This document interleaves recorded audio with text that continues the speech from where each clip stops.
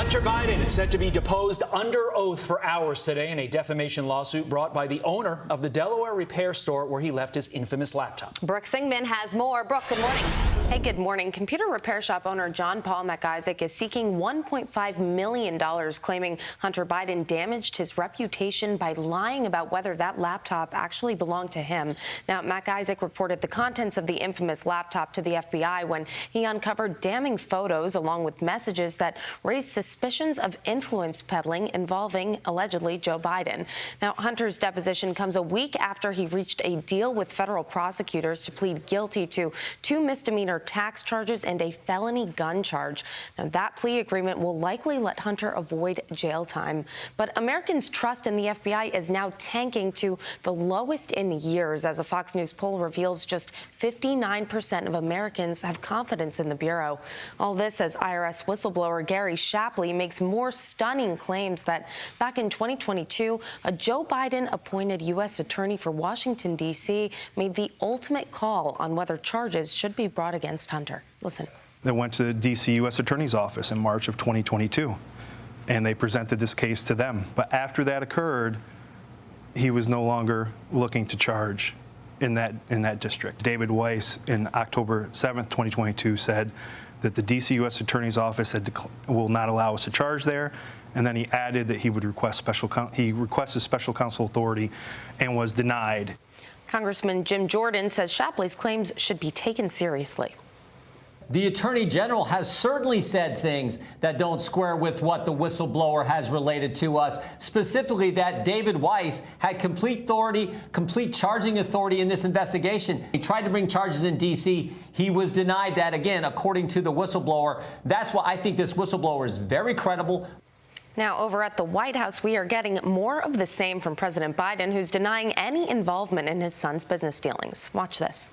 How involved were you in your son's Chinese shakedown text message? Were you sitting there?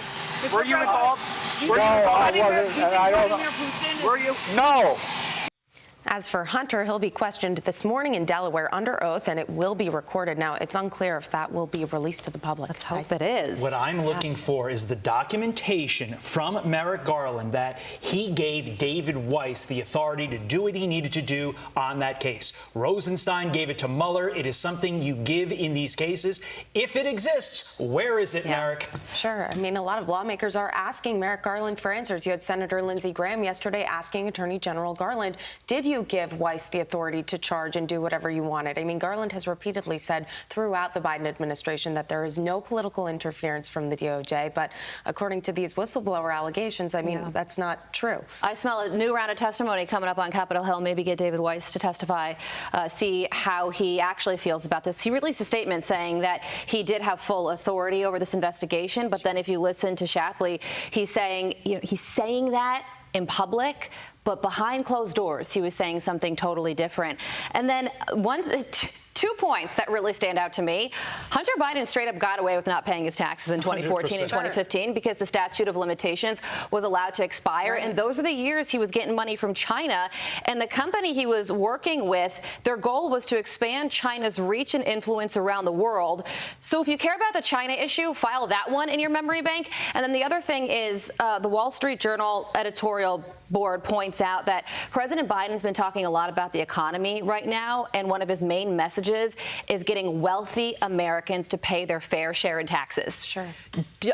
Does Hunter Biden get included in that equation? Because he got away with a whole lot. Yeah, not from 2014 and 2015. Yeah. Well, in 2014, I mean, we reported back in December 2020 that there was $400,000 of unreported income from Hunter Biden. Now, that money was from when he served on the board of Burisma Holdings, that Ukrainian natural gas firm. Yeah. We reported that back in December 2020. Those are the unreported funds for 2014 that this whistleblower is referring to now. So it's crazy as to why those were the years where the statute of limitations were allowed to be, let out. It was so slow-walked over a 5-year period. This is something that could have been done like that. They slow-walked it, to your point, to avoid 2014 and 2015. Brooke, thank you so much.